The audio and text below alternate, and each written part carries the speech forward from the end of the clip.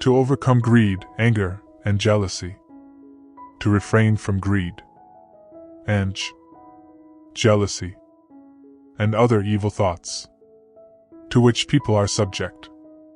We need strength of mind, strenuous effort, and vigilance. When we are free from the city life, from nagging preoccupation with daily life, we are not tempted to lose control.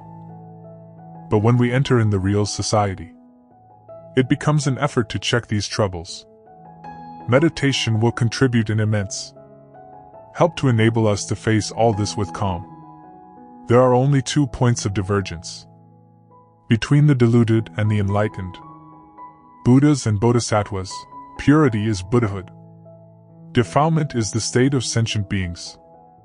Because the Buddhas are in accord with the pure mind, they are enlightened, fully endowed with spiritual powers and wisdom. Because sentient beings are attached to worldly dusts, they are deluded and revolve in the cycle of birth and death.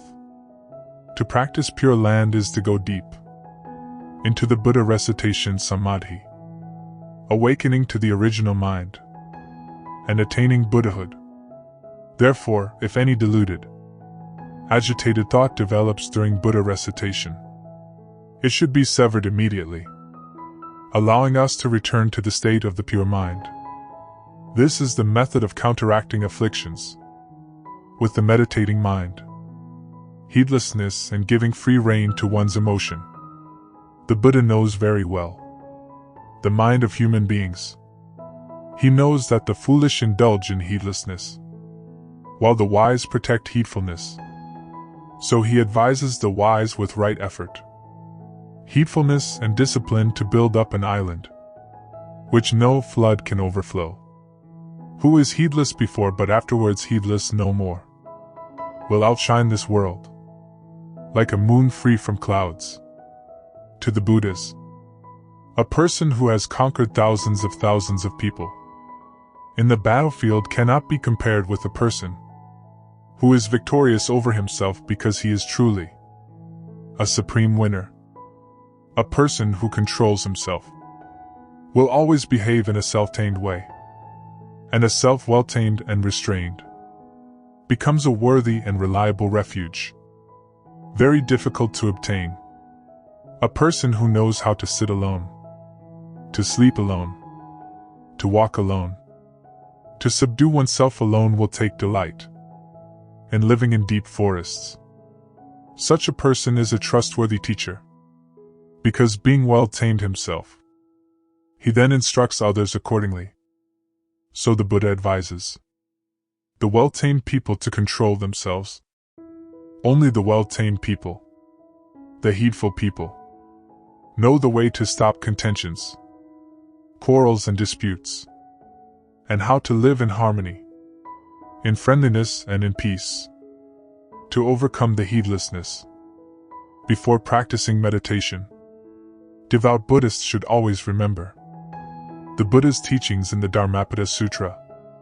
One who conquers himself is greater than one who is able to conquer 1,000 men in the battlefield. Self-conquest is, indeed, better than the conquest of all other people. To conquer oneself, one must be always self-controlled and disciplined one's action. Oneself is indeed one's own savior. Who else could be the savior? With self-control and cultivation, one can obtain a wonderful savior. Whoever was formerly heedless and afterwards overcomes his sloth, such a person illuminates this world, just like the moon when freed from clouds. Before teaching others, one should act himself as what he teaches. It is easy to subdue others, but to subdue oneself seems very difficult. He who sits alone, sleeps alone, walks and stands alone, unwearied, he controls himself, will find joy in the forest. You are your own protector. You are your own refuge. Try to control yourself as a merchant controls a noble steed. Selflessness. Buddhism teaches that human beings' bodies are composed of 5 aggregates, called skandhas in Sanskrit. If the form created by the 4 elements is empty and without self, then human beings' bodies, created by the unification of the 5 skandhas, must also be empty and without self.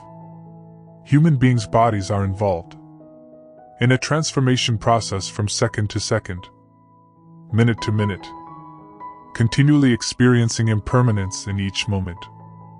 By looking very deeply into the 5 skandhas, we can experience the selfless nature of our bodies, our passage through birth and death, and emptiness, thereby destroying the illusion that our bodies are permanent. In Buddhism, no self is the most important subject for meditation. By meditating no self, we can break through the barrier between self and other. When we no longer are separate from the universe, a completely harmonious existence with the universe is created. We see that all other human beings exist in us and that we exist in all other human beings. We see that the past and the future are contained in the present moment, and we can penetrate and be completely liberated from the cycle of birth and death. Anatman in Sanskrit means the impersonality, insubstantiality, or not self. The doctrine of no self has 2 main characteristics: selflessness of things, dharma-nairatmya, and selflessness of person, pudgala-nairatmya. Sometimes, the teaching of not self causes confusion and misunderstanding. Anytime we speak, we do say, "I am speaking," or "I am talking." How can we deny the reality of that I? Sincere Buddhists should always remember that the Buddha never asked us to reject the use of the name or term I. The Buddha himself still used a word, tathagata, to refer to himself. No matter what is the meaning of the word, it is still a word or a name. When the Buddha taught about not self, he stressed on the rejection of the idea that this name or term, I, stands for a substantial, permanent, and changeless reality. The Buddha said that the 5 aggregates, form, feeling, perception, volition, and consciousness, were not the self, and that the self was not to be found in them. The Buddha's rejection of the self is a rejection of the belief in a real, independent, permanent entity that is represented by the name or term, I. For such a permanent entity would have to be independent, permanent, immutable, and impervious to change. But such a permanent entity and/or such a self is nowhere to be found. When Sakyamuni Buddha put forth the notion of no self, he upsets many concepts about life in the universe. He blasted our most firm and widespread conviction, that of a permanent self. Those who understand not self know that its function is to overthrow self, not to replace it with a new concept of reality. The notion of not self is a method, not a goal. If it becomes a concept, it must be destroyed along with all other concepts. Zen practitioners should always remember about the no-self of body-mind environment. No-self means that there is no self, no permanent nature per se, and that we are not true masters of ourselves. This point, too, is divided into the no-self body, the no-self mind, and the no-self environment. The no-self body means that this body is illusory, not its own master. It cannot be kept eternally young, or prevented from decaying and dying. Even gods and immortals can only postpone death for a certain period of time. The no-self of mind refers to the deluded mind of sentient beings, which has no permanent nature. For example, the mind of greed, thoughts of sadness, anger, love, and happiness suddenly arise, and then disappear. There is nothing real. No self of environment means that our surroundings are illusory, passive and subject to birth and decay. Cities and towns are in time replaced by abandoned mounds. Mulberry fields soon give way to the open seas. Every single thing changes and fluctuates by the second. One landscape disappears, and another takes its place. The Buddha used the following analysis to prove that the self is nowhere to be found either in the body or the mind. The body is not the self. For if the body were the self would be impermanent, would be subject to change, decay, destruction, and death. Hence the body cannot be the self. The self does not possess the body, in the sense that I possess a car or a television, because the self cannot control the body. The body falls ill, gets tired and old against our wishes. The body has an appearance, which often does not agree with our wishes. Hence in no way does the self possess the body. The self does not exist in the body. If we search our bodies from top to bottom, we can find nowhere locate the so-called self.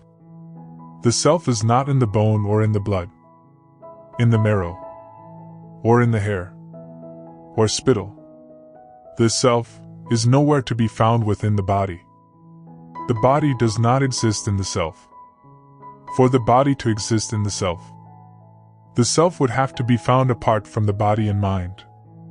But the self is nowhere to be found. The mind is not the self because, like the body, the mind is subject to constant change, and is agitated like a monkey.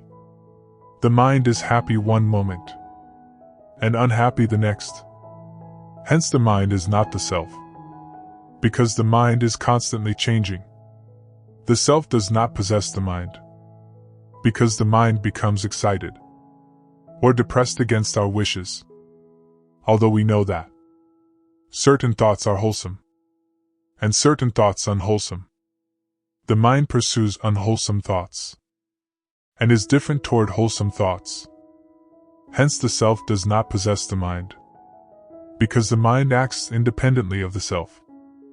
The self does not exist in the mind, no matter how carefully we search the contents of our minds, no matter how we search our feelings, ideas, and inclinations. We can nowhere find the self in the mind and the mental states. The mind does not exist in the self, because again the self would have to exist apart from the mind and body. But such a self is nowhere to be found. We should reject the idea of a self for two reasons. 1. As long as we still cling to the self, we will always have to defend ourselves, our property, our prestige, opinions, and even our words. But once we give up the belief in an independent and permanent self, we will be able to live with everyone in peace and pleasure. 2. The Buddha taught, understanding not self is a key to great enlightenment, for the belief in a self is synonymous with ignorance. And ignorance is the most basic of the three afflictions: greed, anger, and stupidity. Once we identify, imagine, or conceive ourselves as an entity, we immediately create a schism, a separation between ourselves and the people and things around us. Once we have this conception of self, we respond to the people and things around us with either attachment or aversion. That's the real danger of the belief of a self. Thus, the rejection of the self is not only the key of the end of sufferings and afflictions, but it is also a key to the entrance of the great enlightenment. Zen practitioners should contemplate no self in every step. Zen practitioners can comprehend these three characteristics by observing closely the mere lifting of the foot, and the awareness of the lifting of the foot. By paying close attention to the movements, we see things arising and disappearing, and consequently we see for ourselves the impermanent, unsatisfactory, and non-self nature of all conditioned phenomena.